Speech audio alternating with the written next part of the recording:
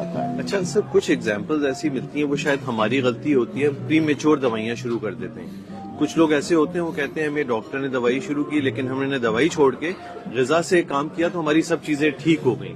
اب وہ اس کا مطلب یہ لے کے کہتے ہیں کہ ہر آدمی یہی کرے. اس طرح کنسیپٹ کو بھی سر بھائی خصوصاً اس میں آپ نے، کیونکہ ہم کارڈیالوجسٹ ہیں تو کولیسٹرول کا ایک بڑا ایشو ہوتا ہے. لوگ کہتے ہیں ہم نے کھانا بند کر دیا، یہ نہیں کھاتے تو ہمیں نہیں ہوتا. ایسا نہیں ہے.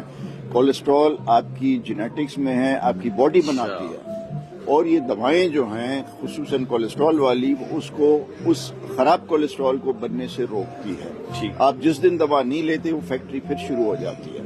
تو اس لیے دواؤں کی اپنی جگہ اہمیت ہے، لیکن لائف سٹائل ہر چیز کا پارٹ ہے. ایکسرسائز، ڈائٹ ہر بیماری کا پارٹ ہے.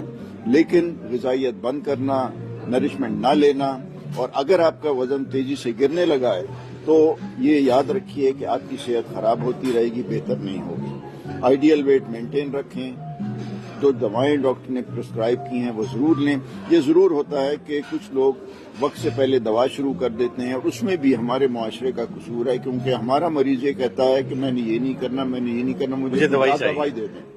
تو ڈاکٹر بھی مجبور ہوتا ہے کیونکہ اس کو آئیڈیا ہوتا ہے کہ آپ لائف ڈسپلن نہیں کر پائیں گے تو دوا شروع کر دیں. شکریہ.